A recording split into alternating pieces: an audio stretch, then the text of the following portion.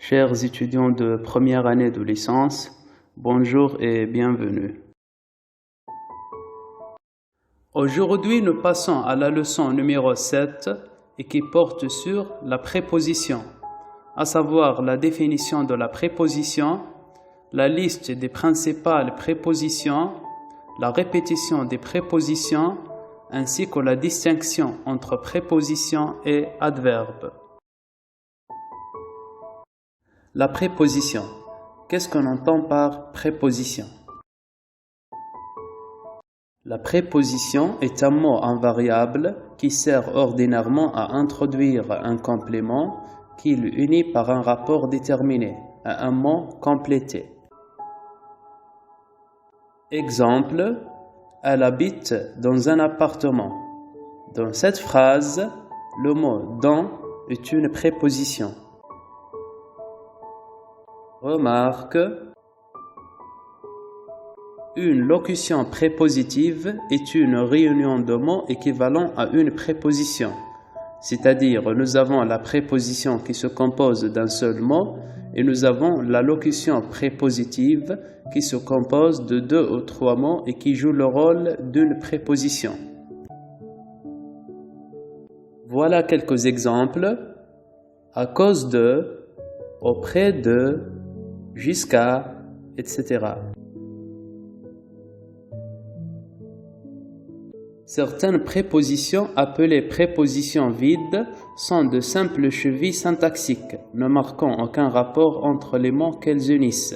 C'est-à-dire parfois les prépositions, elles jouent le rôle de simples chevilles syntaxiques, elles ne marquent aucun rapport entre les différents mots. Exemple, j'aime à lire. Dans cette phrase, la préposition à est une simple cheville syntaxique qui ne marque aucun rapport entre les mots. À présent, nous allons lister les principales prépositions les plus utilisées. Nous avons à, après, avant, avec, chez, concernant, contre, dans, de, depuis, derrière, des, devant, durant, en, entre, envers, hors, jusque, malgré, outre, par, parmi, pendant, plein, pour, près, proche, sans, selon, sous, suivant, sur, vers, etc. Maintenant, qu'en est-il de voici et voilà? Ce sont des présentatifs, c'est-à-dire on utilise voici ou voilà pour présenter quelque chose. Voilà quelques exemples. Voici ma chambre. Voilà la maison où j'habite.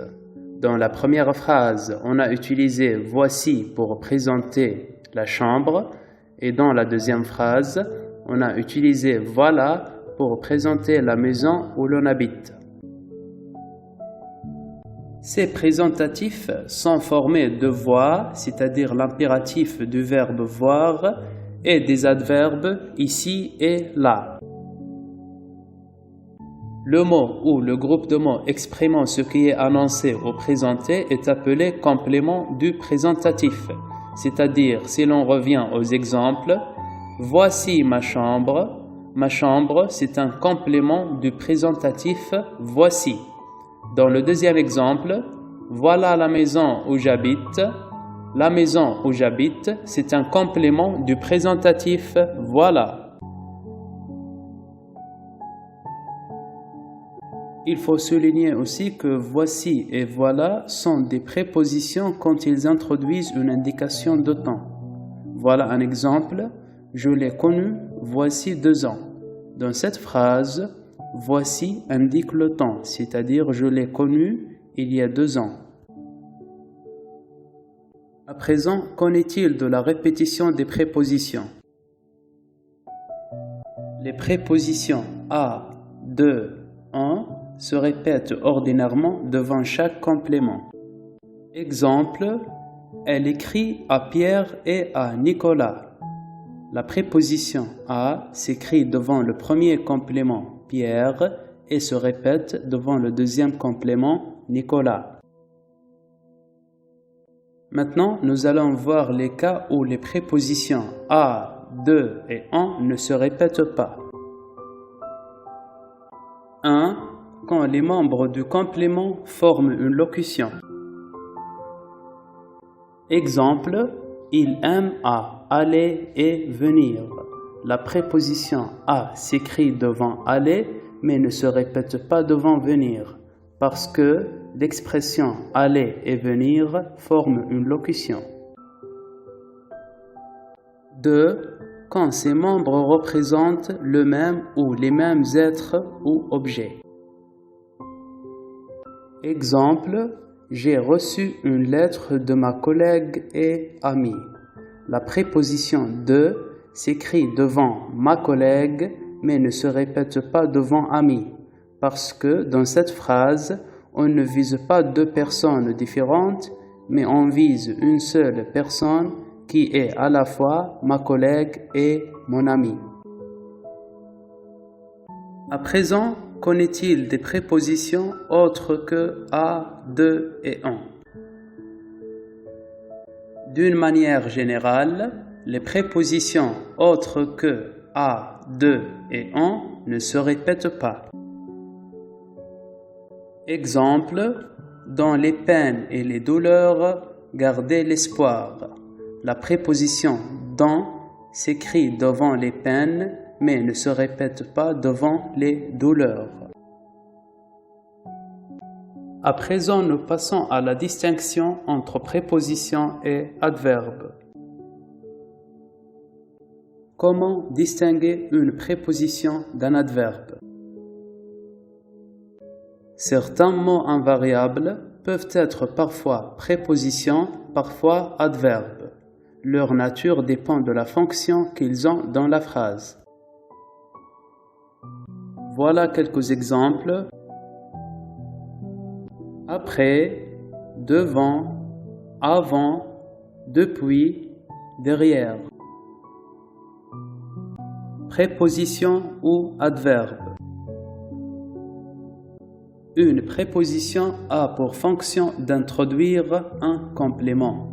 Elle établit une relation logique et syntaxique entre deux éléments de la phrase. La préposition est nécessairement suivie d'un autre mot. Voilà un exemple. Il lui écrit pour l'inviter à son mariage. Dans cette phrase, pour et à sont des prépositions, car chacune d'elles introduit un complément.